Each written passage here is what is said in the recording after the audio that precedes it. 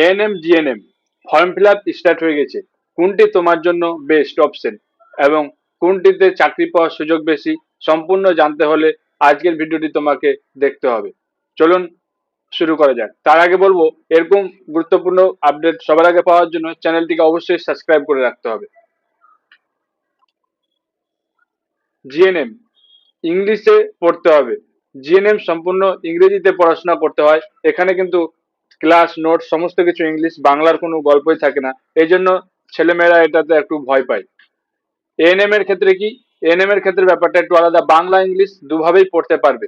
সেই জন্য অনেকে এএনএম চুজ করে, কিন্তু আমি বলবো তোমরা যদি জিএনএম পাও তাহলে এবং দুটি পাও তাহলে কিন্তু জিএনএম চুজ করবে, এবং কারণ তোমরা পরবর্তী টপিক গুলো দেখলে বুঝতে পারবে। 2 নম্বরে কি বলছে, সরকারি চাকরি, সরকারি চাকরি ও পরীক্ষা ইন্টারভিউ দিতে হয়। সরকারি চাকরির জন্য পরীক্ষা ও ইন্টারভিউ দিতে হয় জিএনএম এর ক্ষেত্রে, কিন্তু এএনএম এর ক্ষেত্রে বিষয়টা একটু অন্যরকম। সরকারি চাকরির জন্য পরীক্ষা বা ইন্টারভিউ দিতে হয় না, সরাসরি কিন্তু নিয়োগ হয়। সেই কারণে এএনএম যতজন করে সবাই প্রত্যেকে কিন্তু 2-3 মাস বা 4 মাসের মধ্যে সবাই জব পেয়ে যায়, কেউ বসে থাকে না, সকলে কিন্তু জব পাওয়ার চান্সটা থাকে এএনএম এর ক্ষেত্রে। কিন্তু জিএনএম এ তোমাকে পরীক্ষা দিতে হয় প্লাস ইন্টারভিউ দিতে হয়, তার জন্য কিন্তু এখানে সবাই সরকারি চাকরির সুযোগ পায় না। জিএনএম এর কোর্স ডিউরেশন 2 বছর 6 মাস কোর্স ডিউরেশন প্লাস 6 মাস ইন্টার্নশিপ করতে হয়, এবং এএনএম এর ক্ষেত্রে 1 বছর 6 মাস কোর্স এবং 6 মাস internship.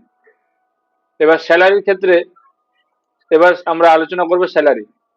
Staff nurse grade 2 GNM এর ক্ষেত্রে স্টাফ নার্স গ্রেড 2 এর ভিত্তিতে স্যালারি দেওয়া হয়। এখানে স্যালারি কিন্তু অনেকটাই ভালো রয়েছে। স্টাফ নার্স গ্রেড 2 এর স্যালারি রয়েছে 34,250, এবং এএনএম এর ক্ষেত্রে সেটা হেলথ অ্যাসিস্ট্যান্ট ফিমেল হিসাবে জয়েন হয়। এখানে বেতন রয়েছে 29,200 টাকা। জিএনএম করলে কি সুবিধা, জিএনএম করলে তুমি টিচিং প্রফেশনে যেতে পারবে অথবা তারপরে পোস্ট বিএসসি নার্সিং করতে পারবে। কিন্তু এএনএম এর ক্ষেত্রে তুমি এখানে নো টিচিং প্রফেশন এবং নো পোস্ট বিএসসি নার্সিং করতে পারবে না কিন্তু। এবার দেখবো আমরা কাট অফ কিরকম যায়।